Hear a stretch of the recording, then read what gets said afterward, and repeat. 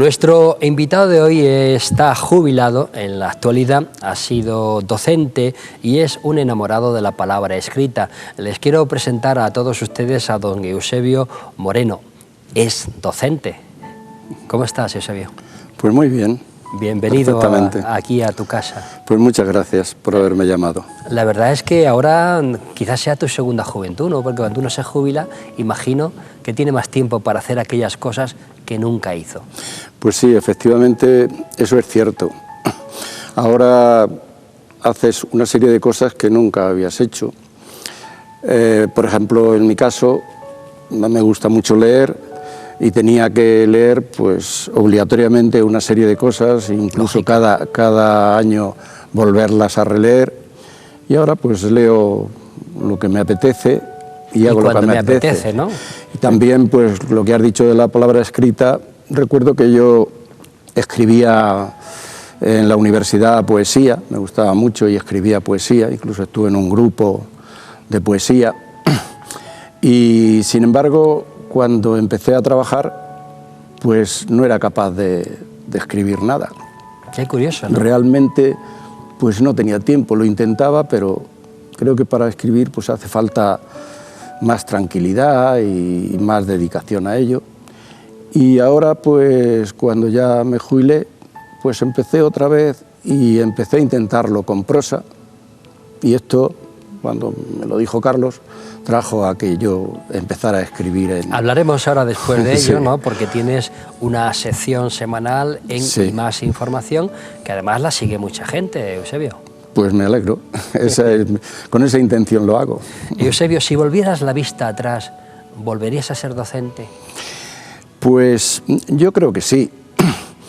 Y digo creo porque yo cuando empecé a estudiar mi carrera, me gustaba mucho la literatura, pues a lo mejor pensaba en dedicarme a la literatura. Luego cuando entré en la carrera, que era mi especialidad filología románica, pues me aficioné muchísimo a la lingüística y pensaba dedicarme a la investigación lingüística, pero como en eso no había porvenir y me tuve que dedicar a la enseñanza, cuando luego he estado en la enseñanza, me ha encantado, he disfrutado dando clase y creo que volvería a ser. Digamos que la vocación nace una vez que conoces la profesión, entonces.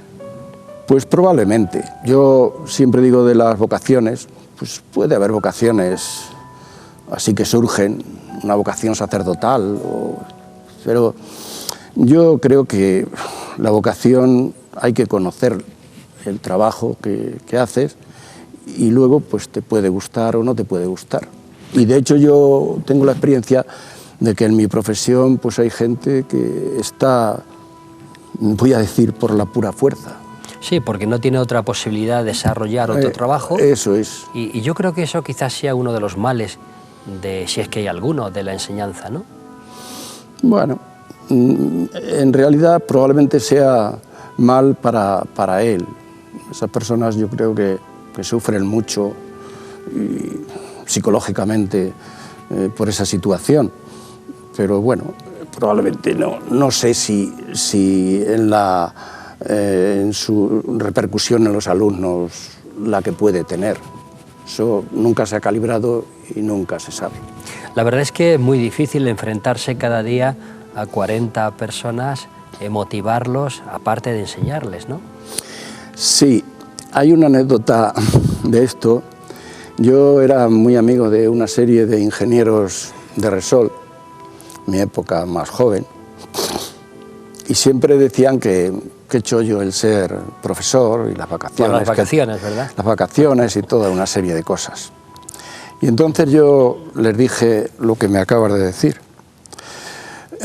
Digo, vosotros estáis en vuestros despachos y hacéis vuestro trabajo, mejor o peor, lo hacéis, pero hacer nuestro trabajo cada día frente a 40 personas, tratar de motivarlas, tratar de hacerles fácil lo difícil y tratar de enseñarles, esa tensión es muy difícil. Digo, entonces cuando llegan las vacaciones, probablemente si no tuviéramos tantas, terminaríamos mal. Psíquicamente puede interferir, ¿no? Porque además el profesor no solo se dedica a impartir esa enseñanza de forma directa, sino que exige unas horas de preparación cada día, de conocimiento, de estar reciclándose continuamente. Pues claro, porque yo recuerdo que a mis alumnos les decía, si yo necesito para mínimamente una hora para preparar la clase diaria de algo que sé, vosotros tendríais que dedicarle tiempo a estudiar y a preparar. Eusebio, ¿qué asignaturas impartías? Yo he impartido siempre lengua y literatura española. Sin embargo, el primer año que estuve de interino, como te ponían asignaturas afines, pues recuerdo que yo había estudiado francés y había estudiado muchísimo latín, porque mi especialidad es filología románica. De hecho, mi especialidad de filología románica tenía más años de latín que lo que ahora hacen los profesores de latín. Pues di latín y francés, un curso de francés, pero luego, a partir de ese primer año que estuve de interino, fundamentalmente siempre he dado lengua y literatura española. ¿Y en qué niveles? Pues al principio, cuando te tocan los niveles más bajos, diríamos los más pequeños, pero he dado en todos los niveles. Incluso en un momento determinado, cuando se instauró la ESO en el instituto, yo quise experimentar qué era darle clase a niños de 10 años y cogí un curso, no tenía por qué haberlo cogido, pero cogí un curso de niños de 10 años para darles lengua, que es lo que más me ha gustado, aunque la literatura me encanta, pero me ha gustado mucho más dar lengua y sobre todo sintaxis española. Un profesor de lengua tiene que horrorizarse cuando ve alumnos que incluso terminan la universidad, terminan sus carreras y ve faltas de ortografía o que no saben conjugar una frase, ¿no? Analizar una frase, ¿no? Pues sí, pero esto lo ha traído la LOCSE, luego hablaremos. Creo que eso es horroroso. Y tengo un compañero que estudió conmigo en la universidad y que se quedó allí en el departamento de literatura de lengua. Y una vez, hace ya mucho que no hablo con él y que no lo veo, pero hace 5 o 6 años, me dijo que era tremendo que personas que presentaban tesis doctorales con falta de ortografía en literatura, en lengua y literatura. Eso es tremendo. Porque lo importante de cualquier persona que mínimamente se considere culta es escribir correctamente nuestro idioma. Es que la gente no se da cuenta que cuando uno escribe ya está presentando quién es. Sí, es horrible ver los Twitter y todas esas cosas. Sí, bueno, eso es otro lenguaje ya que realmente está destrozando probablemente la lengua española, ¿verdad? Sí, sí. Twitter y forma de expresarse que tienen los jóvenes hoy en día, ¿no? Hablábamos de la impartición de lengua, pero ¿en qué centros también, Eusebio? Pues yo he dado clase fundamentalmente en el Instituto Fray Andrés, ahí entré de interino. A los 6 años convocaron oposiciones, no hubo oposiciones, y cuando convocaron esas oposiciones yo saqué las oposiciones a agregado de lengua y literatura.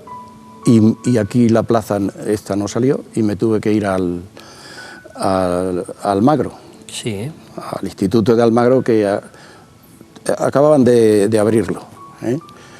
De hecho, a ese instituto fuimos todos de esa oposición, que es la que hubo. Y allí estuve 2 años, que era obligatorio estar, y después ya pedí el traslado a Puerto Llano. ¿Y desde entonces? Y desde entonces hasta mi jubilación he estado en el Fray Andrés de Puerto Llano. Algún día tendremos que hablar del Fray Andrés, que ha formado a tanta gente y tan buena gente, ¿verdad? Sí, y yo creo que sigue formándola, ¿eh?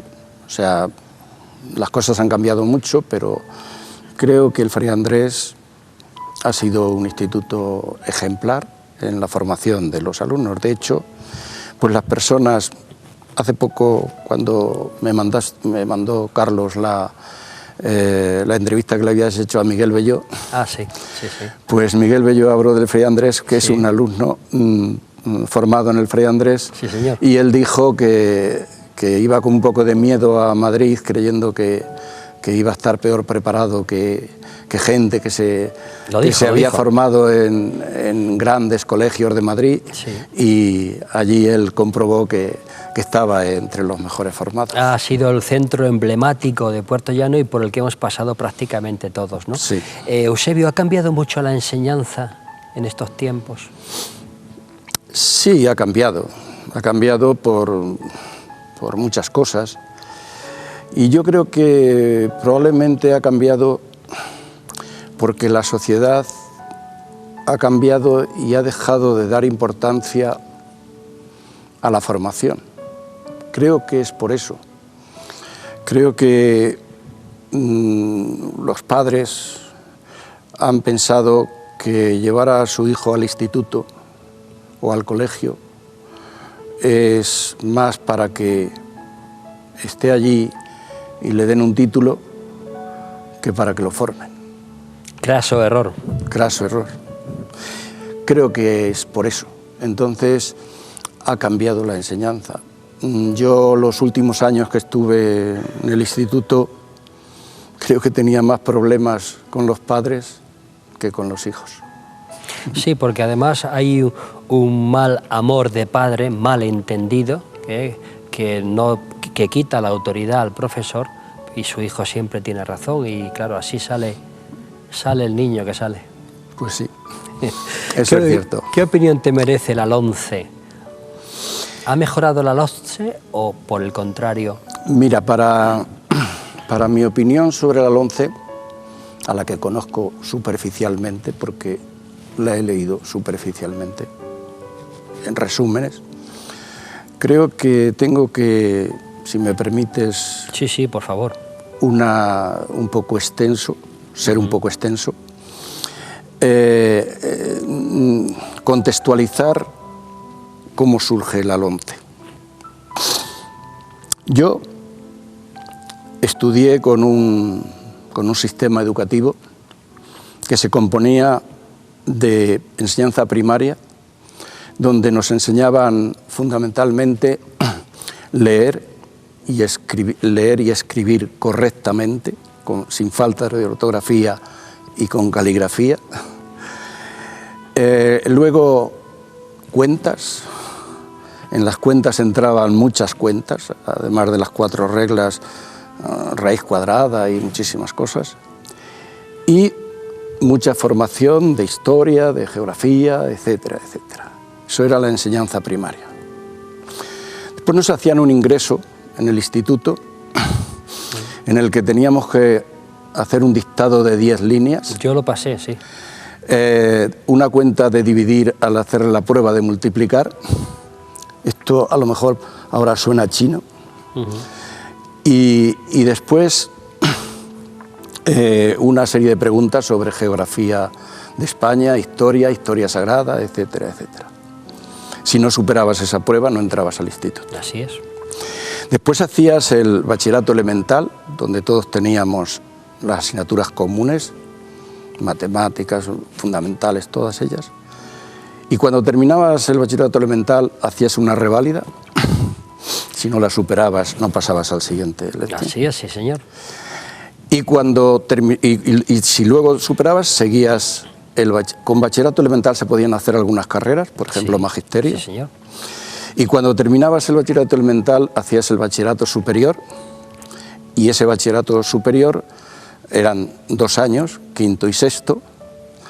En quinto y sexto, los de letras, yo soy de letras, y los de ciencias solo nos diferenciábamos en 2 asignaturas. Los de ciencias estudiaban matemáticas y física, y los de letras estudiábamos latín y griego. Yo estudié biología, estudié ciencias naturales. Y cuando terminabas ese bachiller, había otra reválida, que si no la aprobabas no pasabas. y después hacías el preuniversitario si ibas a ir a la universidad. Y el preuniversitario, aunque lo aprobaras, tenías que ir a la universidad a hacer un examen. Sí, señor. Que, por cierto, te hacían un examen oral en francés, o sea, de idioma, en ese examen. Eso es lo que yo estudié. Después vino la ley Villar-Palasí. La ley Villar-Palasí es la de la EGB, con hasta octavo de EGB, y después lo que se llamaba el BUP, que se componía de 3 cursos. Bachillerato unificado polivalente. Eso es. Y después el COU, que teníamos que...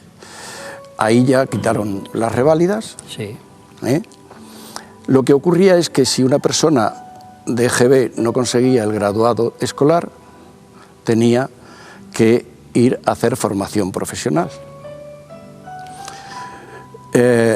Y después los que tenían graduado escolar podían optar por hacer formación profesional o ir al instituto.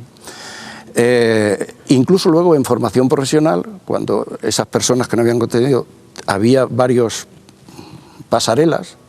En segundo, cuando terminaban formación profesional de primer grado, podían incorporarse a segundo de BUP. Sí, señor.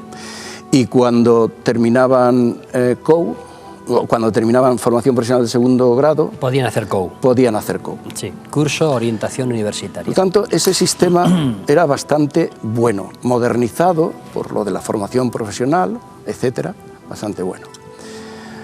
Y vino la LOCSE. La LOCSE instauró una cosa que yo creo que ha sido fatal, y es que se quitaron todos los controles.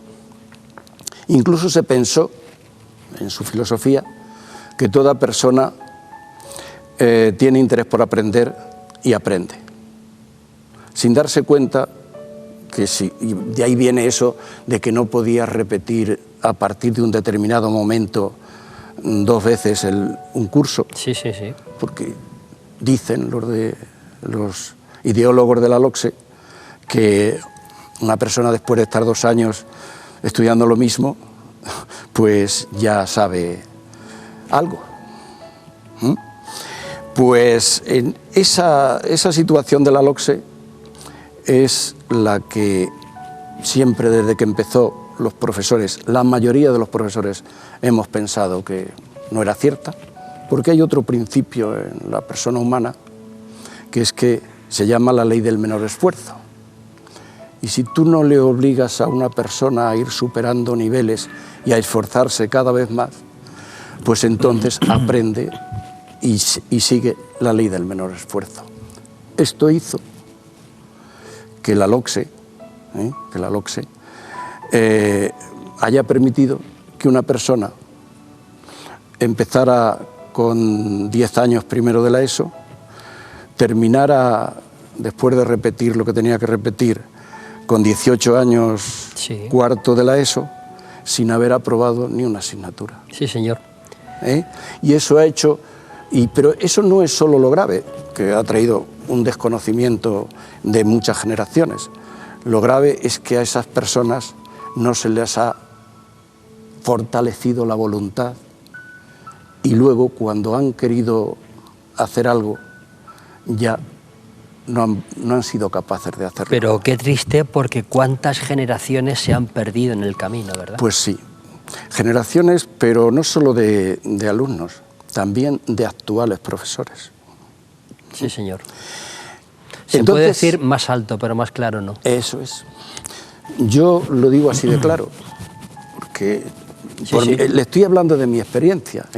Por eso ahora viene la opinión de la LONCE, mi opinión. Le he explicado que todo este proceso educativo que yo he vivido, creo que la ley Villar-Palasí era bastante aceptable, aunque yo creo que las reválidas eran necesarias, la evaluación externa que se llama. Sin embargo, Pues la LOMCE, según tengo entendido, habrá que verlo, incorpora las reválidas, incorpora una especie de examen de ingreso e incorpora una formación profesional que es muy necesaria, porque la LOMCE también terminó con la formación profesional. Sin duda, que había. porque la fama era, y te lo dice uno que ha sido profesional de la docencia en formación profesional, era donde, o se consideraba, donde iban los más tontos. No. Graso error también, Graso evidentemente. Entonces, por eso la LOMCE parece que vuelve a recoger todo lo bueno que tenía, pues, lo que yo estudié, sí, sí, y lo que luego tenía la ley Villar-Palasí, la EGB y el BU. Por lo tanto, mi opinión sobre la LOMCE, si eso es así, pues creo que será bueno. Vamos a dejar que ande y podremos hablar tú y yo un día de si ha sido positiva o no. Pues pero sí. Lo que no se puede entender es que la educación cambie según el partido que gobierna cada 4 años. Eso no se entiende. Pues no se entiende, pero en realidad es que un partido que puso en marcha la LOCSE, porque hay que tener en cuenta que la LOCSE es de Maraval, José María Maraval, y la puso en marcha el señor Rubalcaba, ministro de Educación. No han permitido, yo no sé por qué, reformarla nunca, nunca.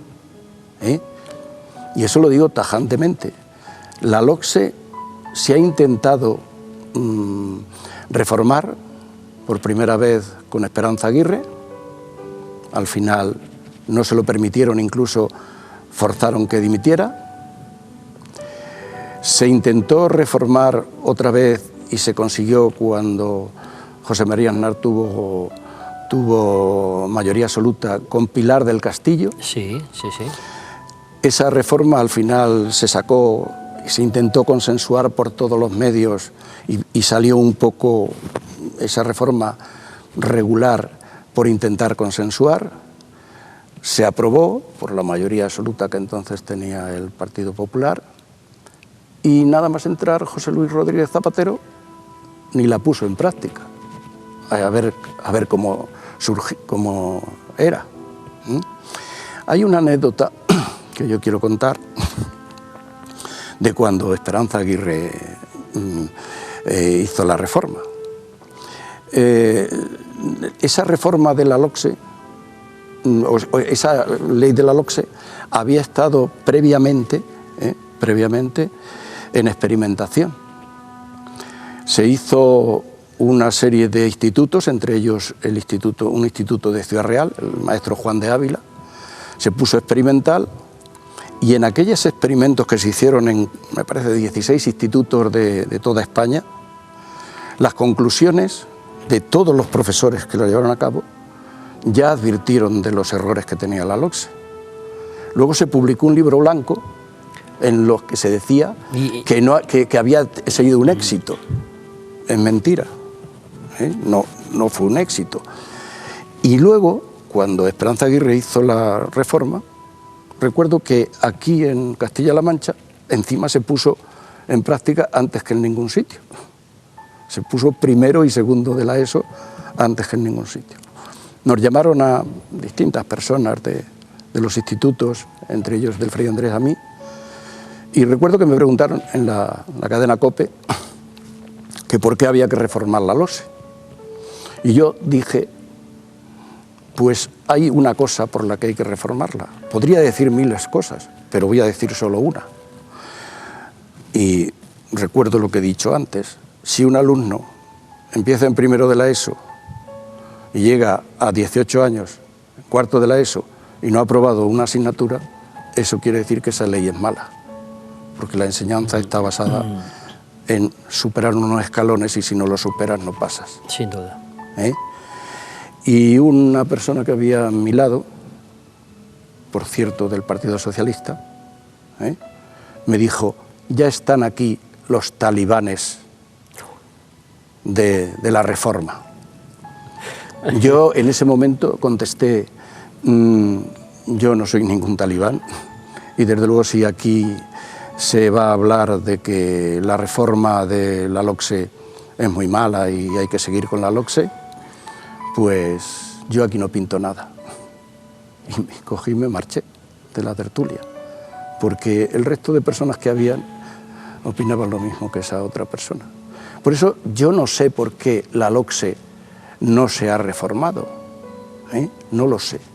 El caso es que se han empeñado en no reformarla cuando la mayoría de los profesores, y yo creo que de mucha gente, sabía que la LOCSE era una mala ley y estaba haciendo mucho daño en muchas cosas. Yo creo que en la educación debe haber siempre un consenso entre las fuerzas políticas, gobiernen o no gobiernen, y que debe ser intocable para el gobierno de turno. Es decir, debe ser un sistema previamente estudiado, un sistema justo, equitativo, razonable, que realmente consiga lo que queremos, que los alumnos se formen y estén preparados, y que evidentemente sea consensuado por todas las fuerzas políticas. Eso en este país hoy por hoy es imposible. De hecho, va a ocurrir que si algún día gobierna el Partido Socialista, la LOMCE la va a echar para atrás, ya lo han dicho también, ¿no? Entonces, así nunca funcionará bien la educación, claro, ¿no? Por unos y por otros. Pero es que para el consenso hay que tener el ceder uno y el ceder otro. Evidentemente. Pero si tú vas a reunirte con una persona y te dice,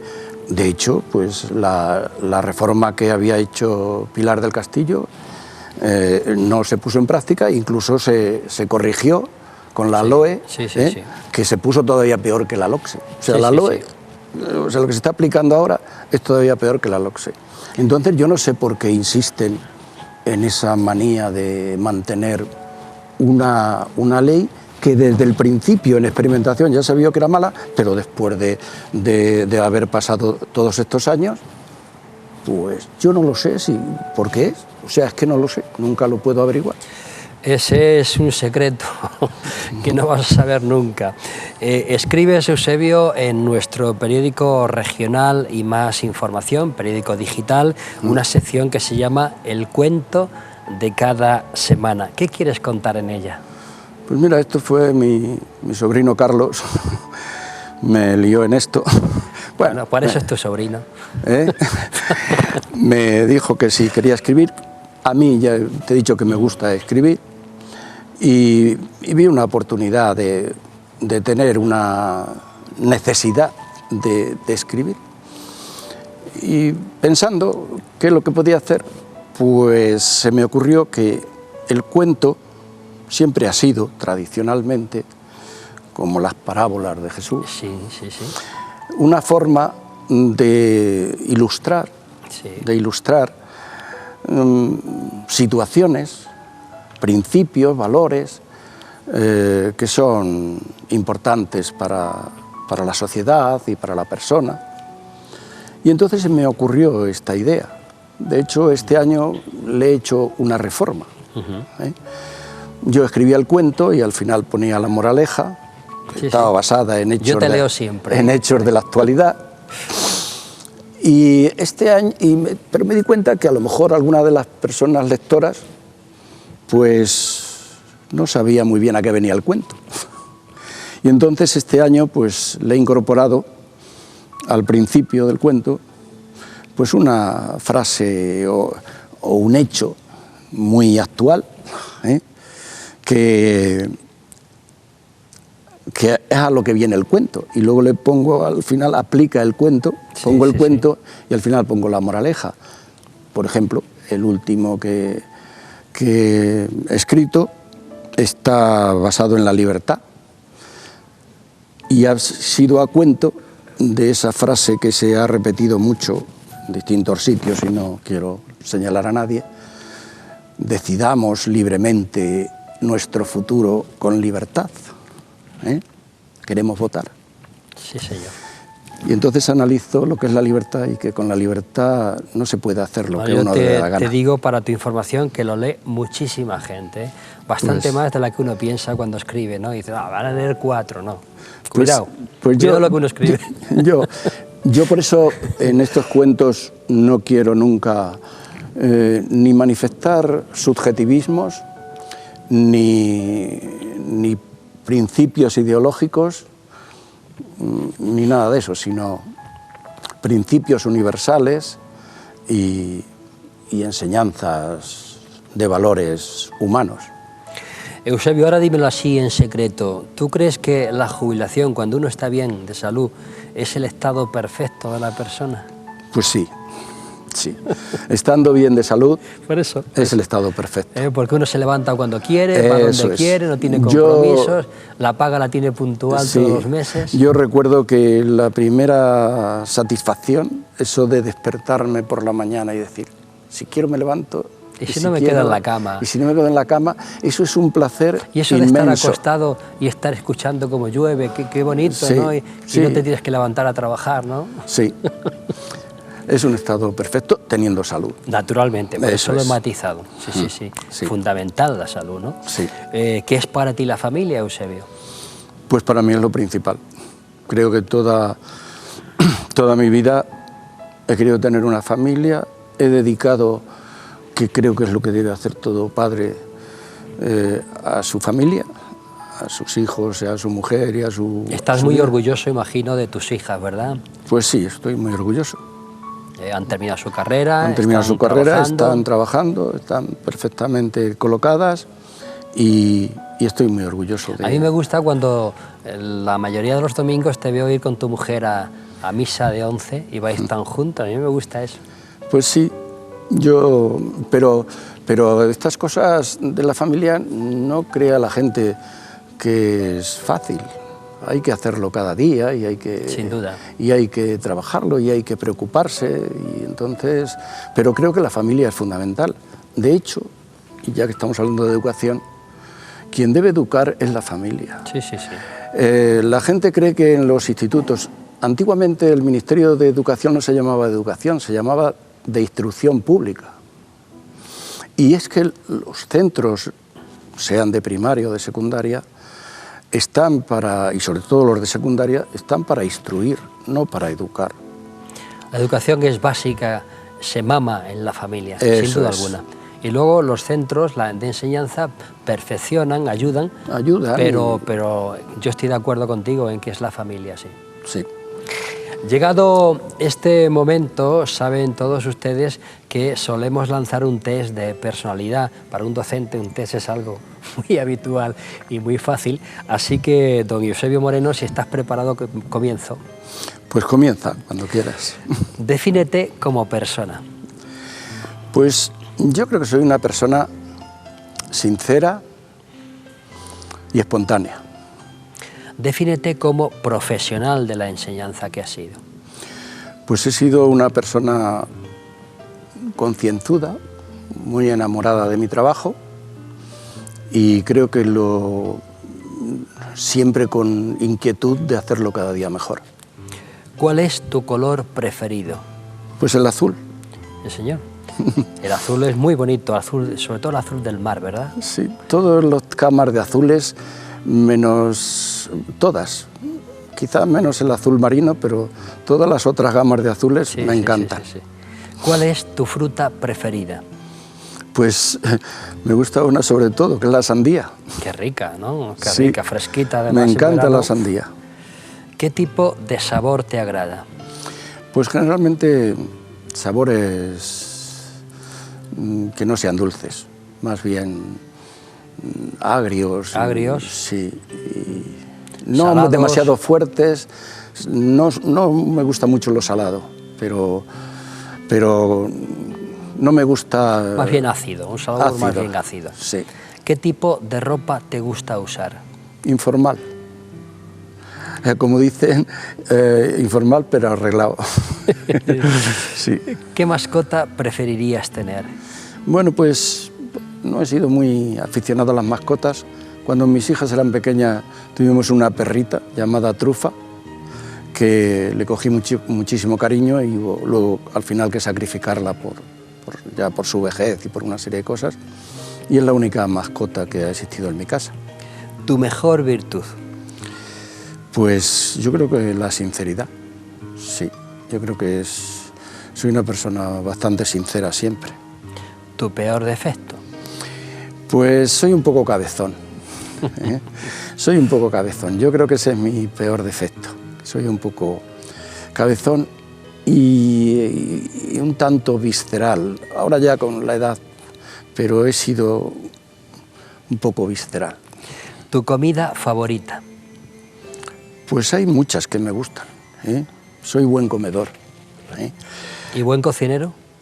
No tanto. Bueno, hago unas migas arregladitas y poca cosa más. Pero no me disgusta el cocinar. Pero lo que más me gusta son los guisos. Unas buenas patatas con bacalao y un cocido y unas judías. Hacer un buen cocido tiene su mérito, ¿eh? Pues sí. ¿No creas tú Mi mujer lo hace muy bien. Ah, pues mira, un día tendremos que probarlo. Guisa muy bien. Un libro. Bueno, pues mira, aquí tendría montones de libros, imagino. montones de libros. Imagino. Pero si tengo que resumir, siempre me ha gustado sobre todo la poesía. Y hay 3 poetas que a mí me gusta releer y leer mucho, que son Antonio Machado, Sí. Vicente Alexandri Sí. y Blas de Otero. Oh. Estos 3 me han gustado mucho. Y luego pues hay montones de libros que, empezando por el gran libro del Quijote y terminando por 100 años de soledad y siguiendo por otros muchos, pues... Una película. Bueno, pues aquí es curioso, me ha gustado mucho el cine y me han impresionado varias películas, pero hay una que a mí me impresionó mucho en su momento. Solo ante el peligro. Ah, claro. De Gary Cooper. Gary Cooper, claro, eso es un clásico. Pues esa película, y muy bueno, además. Esa película a mí me impresionó en mucho. Blanco y negro, además. Sí. Cuando la vi me impresionó mucho y creo que no ha habido otra película que me haya impresionado tanto. Era muy impactante esa película. Sí. Un actor y una actriz. Bueno, pues pongamos a Gary Cooper. Cooper. Entre los españoles hay un actor que me ha gustado mucho, que es Fernando Fernán Gómez. Que en paz descanse. Eso es. Y luego pues hay muchos actores españoles que me gustan. Alfredo Landa también me ha gustado, en su etapa seria. Sí. Aunque la cómica tenía su momento, tenía su, cómico, su dificultad. Claro, y era una vida especial. España vivía un momento especial y él, bueno, pues atribuía... Creo que lo captó muy bien. Sí, lo captó muy bien. Sobre todo el cateto de pueblo y ese personaje lo hacía muy bien. Un político. Bueno, pues voy a imitar a mi anterior persona que ha estado aquí, Carmen Funes, Adolfo Suárez. Muy bien. Una ideología. Bueno, yo he evolucionado mucho a lo largo de mi vida en ideología, de empezar con ideología de, llamémosle, socialista. Yo en un momento fui simpatizante, no militante, del partido de Tierno Galván. Sí. Partido Socialista Popular. Eso es. Luego ya fui evolucionando. Estuve en el CDS cuando Adolfo Suárez, y hoy día considero que me considero una persona centrista. Correcto. Eso es. Una religión. Sí, católica. Soy católico practicante. Sí, lo sé, de eso lo sé. Un programa de televisión. Bueno, pues también voy a imitar al anterior. Isabel me ha gustado. Es una gran serie, la verdad. Es una gran serie y es muy importante esa serie por varias cosas. Lo bien hecha que está y sobre todo porque en España yo creo que nos estamos enterando de la importancia que tuvieron los reyes católicos, que por determinadas capas de la izquierda, vamos a llamarle, por eso de llamarse católicos, consideraron que eran unos reyes carcas y no, y en absoluto. Consiguen, hicieron, oí ahora una declaración de la protagonista, le preguntaron qué opinaba de la época de los reyes católicos, dijo, pues me estoy dando cuenta que tenían los Reyes Católicos casi los mismos problemas que tenemos ahora en España, sobre todo por el separatismo. La historia se repite, amigo Eusebio. Sí. ¿Qué te pone de los nervios? Bueno, pues varias cosas. La última cosa que me ha puesto de los nervios es que haya personas que se manifiesten fanáticamente por la vida de un perro. Claro, eso es. Y no se manifiesten Por las personas. Por las personas. Eso y muchas más cosas. Que de ese estilo varias. ¿Qué no perdonarías? Yo no perdonaría la mentira y la traición. Eso no lo perdonaría. ¿Qué te hace reír? Pues mis nietos. ¿Cuántos tienes? 2 nietos. 2 nietos, Dos ¿no? nietos varones. Sí, a los abuelos se les cae la baba ya con los Pues nietos. sí, eso es lo que me hace reír más. Cualquier cosa que hacen, pues me hace reír. Mi hija o mi mujer me dice, ay, mira qué cara tiene de risa. Pues tampoco está haciendo gran cosa. Pues sí, pues eso me hace reír. Ahora, en la vida pues me ha hecho reír muchas cosas, pero ahora pues me hace reír eso. ¿Qué te hace llorar? Pues yo he dicho siempre que lo importante es la familia. He llorado alguna vez por amor. Y ahora pues lloraría por una desgracia familiar. Eso me haría llorar. No soy muy de llorar, pero eso sí me haría llorar. ¿Cómo reaccionas cuando te provocan? Pues con el tiempo he ido tranquilizándome, pero he sido muy visceral. He sido muy visceral y muy impulsivo. Incluso yo muchas veces, cuando en algún momento en el instituto he tenido que echar una bronca a los alumnos, luego cuando le he echado la bronca he pensado, digo, yo creo que me he pasado un poco, pero bueno, con los años eso se va matizando. ¿Eres capaz de guardar un secreto? Sí, seguro. ¿Expresas fácilmente lo que sientes? Sí, yo creo que sí, sí. Aunque he sido y soy muy tímido, pero sí, dicen que los tímidos son muy prudentes y muy reservados. Es verdad, pero es verdad también, Eusebio, que los tímidos, introvertidos, cuando llega un momento de que tienen que dar el paso al frente, lo dan también. Sí, sí. Sí. ¿Cuántas horas trabajas al día? Hoy ya, ¿no? Bueno, ahora pocas. Bueno, en mi época de profesor, pues aparte de mis clases, pues luego pues para preparación de las clases, pues diariamente por lo menos 2 horas o 3 necesitabas para preparar tus clases, ¿eh? Y además pues el horario de clase, que al principio cuando yo empecé había clases mañana y tarde, ¿eh? Sí. Hasta las 6 de la tarde. Sí, señor. ¿Qué añoras de tu niñez? Hombre, pues yo creo que eso siempre se añora casi todo. Esa niñez vivida en Cabezarrubias, eso es, del puerto. Es que esa libertad y ese salir de la escuela y tirarte a las calles, y pues eso era muy reconfortante. Pues eso. Algo que hoy ya no se hace, hoy ya no hacen los críos. No hacen los niños, sí.